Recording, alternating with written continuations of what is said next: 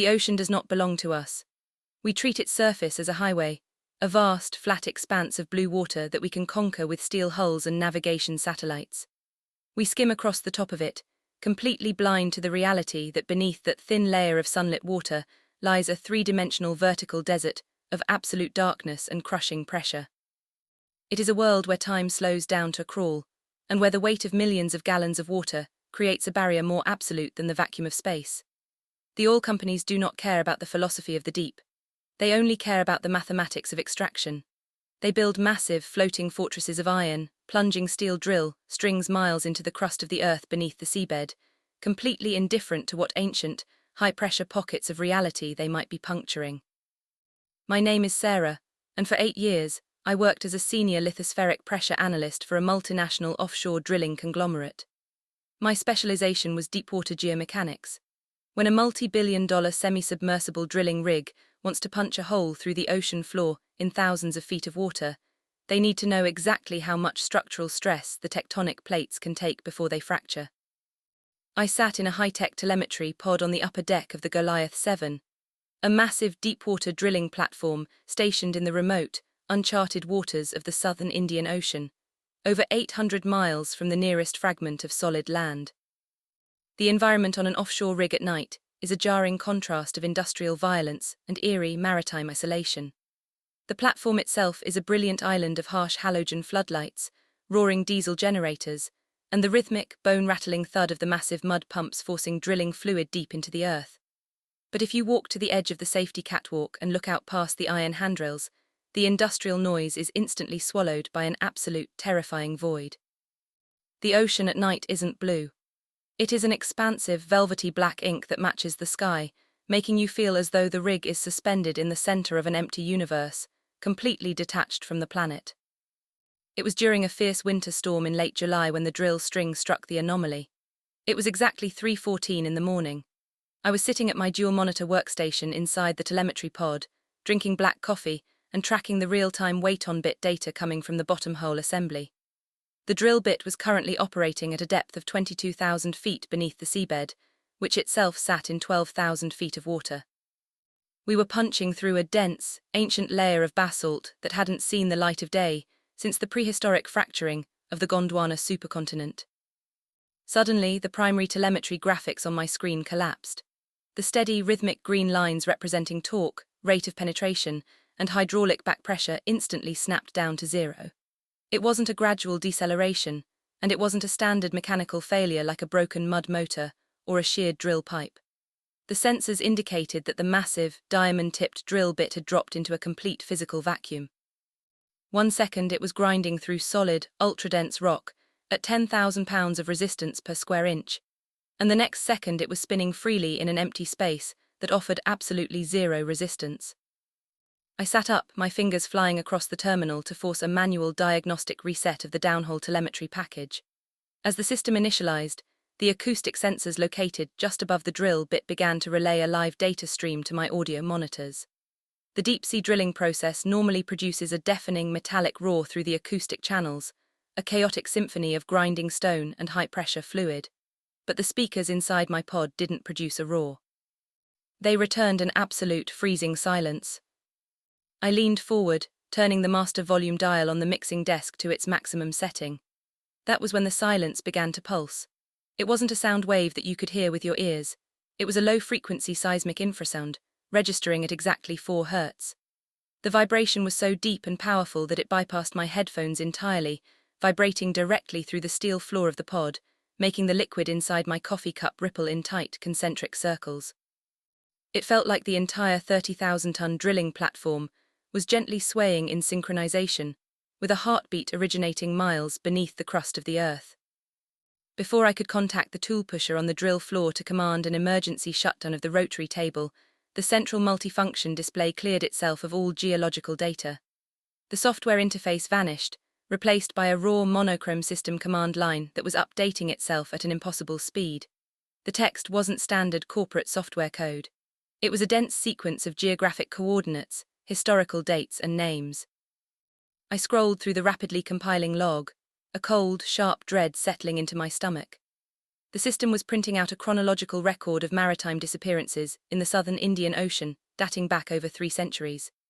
It listed the names of forgotten Dutch merchant vessels from the 1600s, legendary iron-hulled clipper ships from the Victorian era, and modern commercial freighters that had vanished from satellite tracking screens without ever broadcasting a distress signal. The final entry on the screen was dated with the current calendar day, and it listed the exact, real-time satellite coordinates of the Goliath 7. The main intercom on the wall next to my desk crackled to life, the speaker emitting a harsh, distorted burst of static that made me jump. It was the voice of the night shift drill floor supervisor, a grizzled, 30-year veteran named Thomas. His voice was completely stripped of its usual calm authority, replaced by a raw, frantic panic that I had never heard in a professional mariner. He told me to look at the closed-circuit television feed from the moon pool. The moon pool is a massive, structural opening in the center of the drilling platform that allows the drill string, the marine riser, and the heavy subsea blout preventer to be lowered directly down through the hull into the open ocean.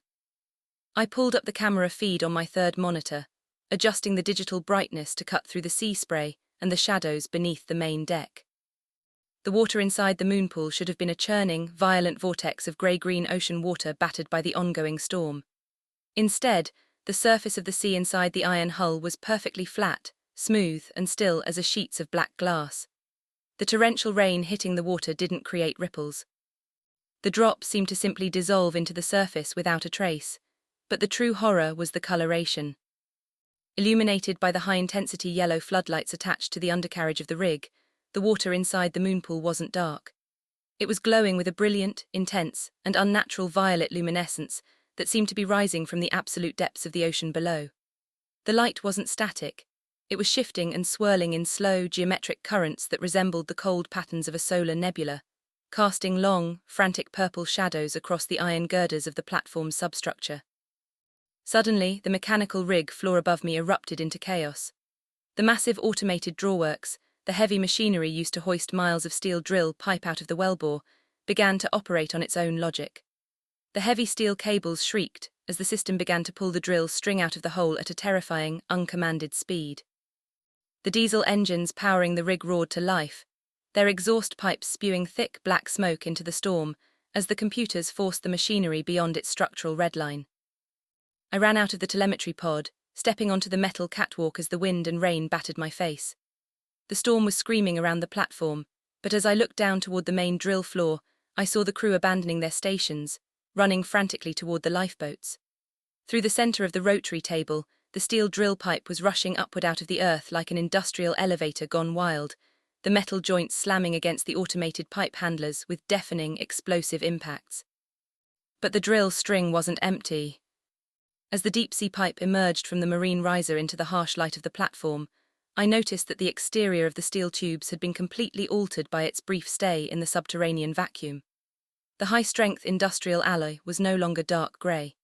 It was covered in a thick, wet layer of a vibrant, iridescent violet crystallization that looked like raw amethyst mixed with organic tissue. The material was pulsing subtly, expanding and contracting in perfect synchronization with the 4 Hz seismic vibration that was shaking the entire structure of the rig. I ran toward Lifeboat Station 3, my boots slipping on the wet metal grating of the stairs. The platform was tilting violently now, one of its massive corner ballast tanks apparently taking on water or losing pressure as the ocean beneath us began to shift. When I reached the upper boat deck, I looked out over the handrails into the open sea. The storm waves, which had been crashing against the platform's columns at 30 feet high just an hour ago, had completely vanished. For miles in every direction, the entire Indian Ocean had fallen into an absolute deathly calm. The water was flat as a mirror, reflecting the starless black sky above. And deep beneath the surface of the sea, stretching out past the horizon line, the ocean was alive with that same brilliant, cold violet luminescence. It looked as though the planet had inverted, and we were floating on an island of iron in the center of a burning, alien galaxy.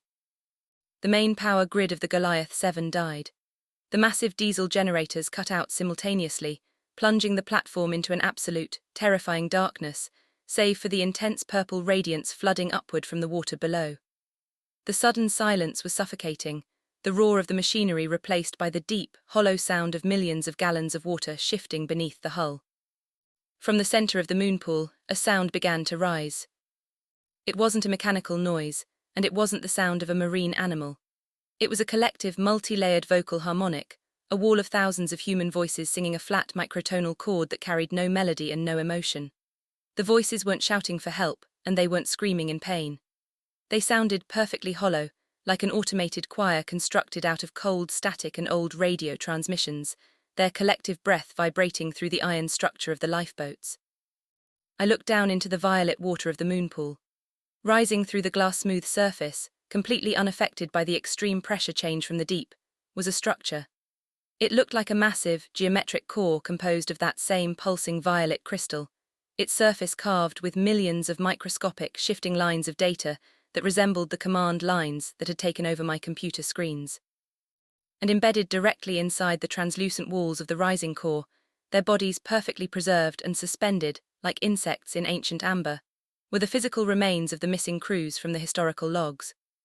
I could see the skeletal forms of sailors in 17th-century canvas shirts, Victorian naval officers in brass-buttoned coats, and modern commercial deckhands in orange boiler suits.